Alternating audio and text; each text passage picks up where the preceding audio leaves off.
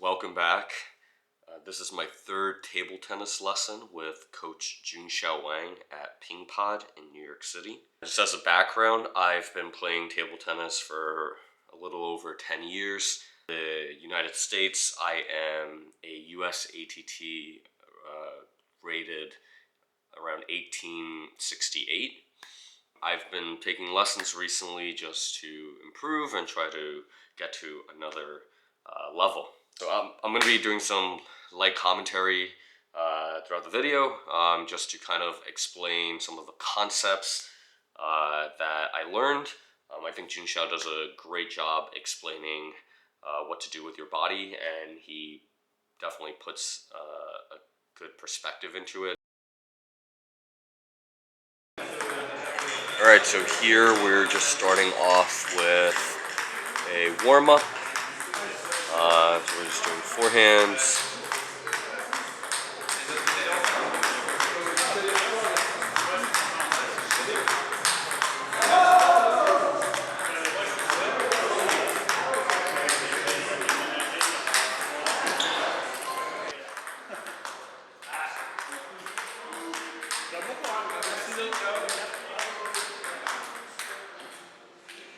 One of the tips that Junxiao gave me from our very first lesson was that to keep my feet facing square to the table. That way I can get more power in my shots. And he also said after your contact, you want to finish, the paddle should finish on top of the ball. This is what will add topspin. Now here we're doing some backhand warm-ups. I think one of the biggest pieces of advice he gave me for backhand is that you want to be bouncing up and down with both feet. So your weight should be distributed between both your legs, and your body should move up and down, and then you would move your forearm forward to get the ball over the net. But the power in the shot comes from your legs going up and down.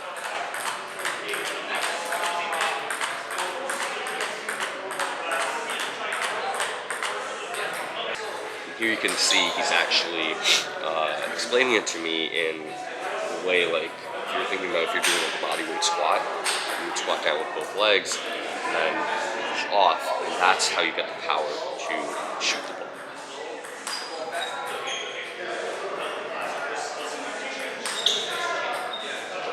And then another thing that he actually added for backhand is if you want to add a little bit of topspin to increase the quality of your backhand, is that after you hit forward with your forearm, you want to finish on top of the ball, similar to what I explained for the forehand loop. But it's not really a backhand loop. It's just adding a little bit of slight topspin to your backhand counter hit. You just when you go forward with your forearm, you just turn and finish on top of the ball.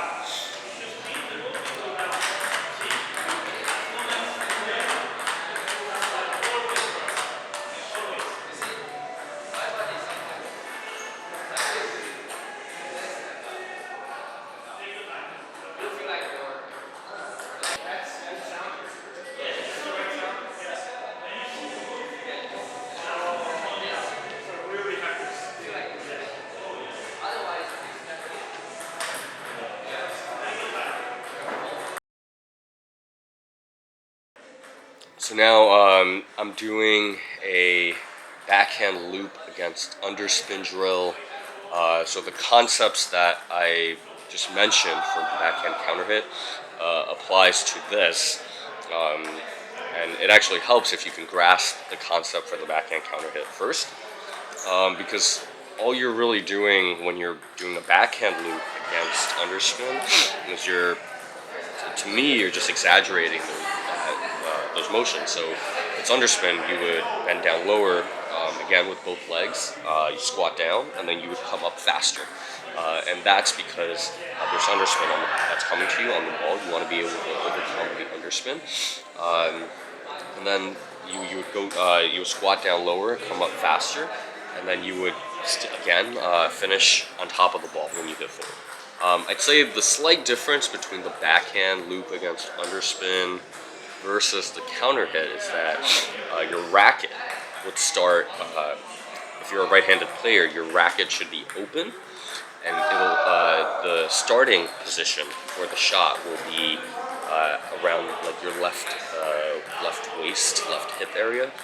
So you keep it there. You squat down, come up, and then as you're coming up, you contact the ball with the open paddle, and once you make contact, finish on top of it. That's what generates the topspin to bring it over.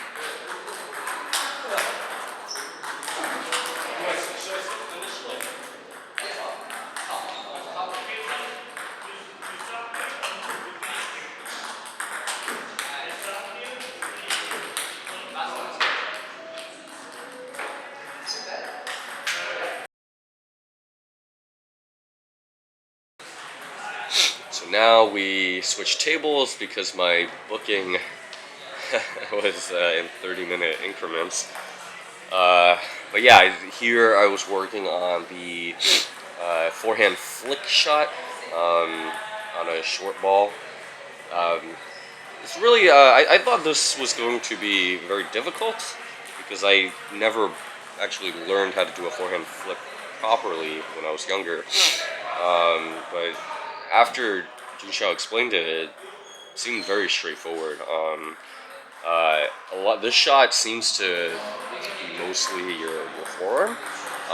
You just have to step in with your legs to the right spot where the ball is.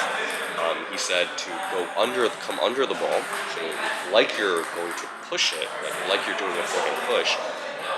But then once your racket is there, what you want to do is you want to turn your forearm, kind of like what I mentioned in the beginning when I was doing the forehand loop. You want to cover it, and just doing this from under the ball will flip the ball, And for this, you want to do this to a ball that comes short, because the motion isn't that large. So you need it somewhat close to the net so the ball goes over.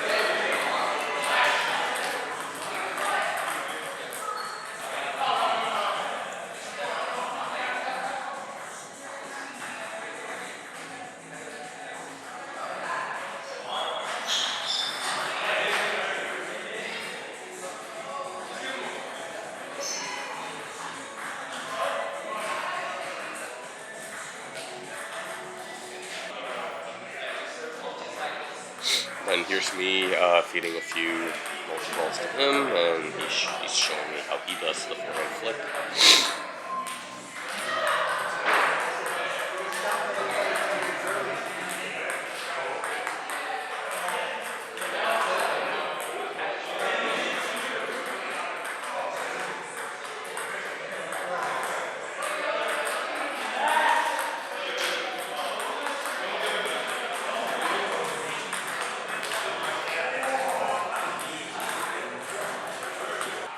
We're talking about the rotation of your forearm.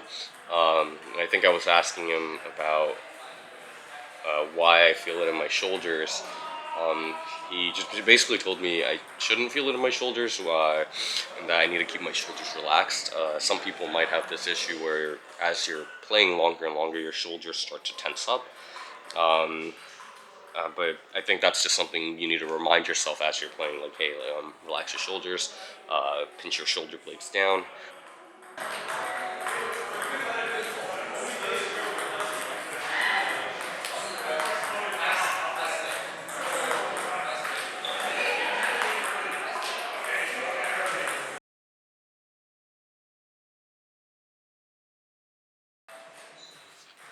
So the next thing I worked on was the backhand banana flick. This shot was made popular by Junxiao, and a lot of the top players are using it now. So here the technique was sort of similar to the forehand flick, where you don't need to use as much of your legs. But you do step in with your right leg if you're a right-handed player. You want to get your elbow forward and up, and you want to bring your forearm back towards your like, stomach, midsection, and then once you're near the ball, you want to release that forearm and then finish on top of the ball. And then your hitting point for the banana backhand flick is that you want to hit on the left side of the ball, given that you're playing, given you're a right-handed player. Another thing I was asking was about changing the direction, because I've seen a lot of the top players, when they do the banana flick, they can change the direction pretty well, whether they're doing a backhand flick down the line. So if your opponent serves to your forehand, they step in and they can banana flick it down the line, or they can go cross court. And essentially, what I was told is that it depends really on where your body is. So you want, if you're standing square to the table, you can flick and it'll go to the opposite end. But if you're trying to go cross court, so for example, if you step in towards your forehand side and you want to hit to your opponent's forehand side, you want to face that direction a little bit more with your body, and then do the same motion.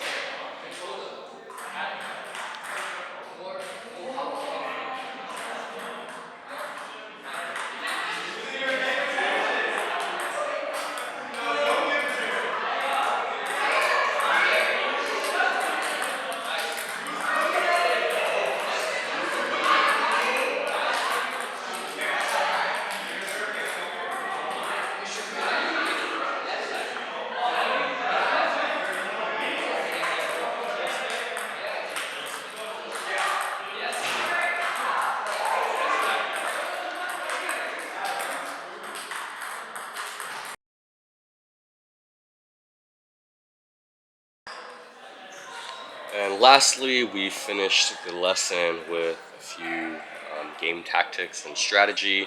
I think this is really helpful, but for me, I need to practice this on my own and try to grasp some of the ideas. We basically talked about how to serve at different points in the game. So, for example, like at the beginning or at the end of a match, when it can be either like 0-0 or 10-10. We also talked about places to do returns on an opponent's serve, and which places are usually the most effective to return, and where to aim. I think it's really good advice. However, I would need to practice it on my own because, um, of course, like what coach can do might not exactly be what I can do. I have to keep working on it. So yeah, looking forward to trying those out the next time I play.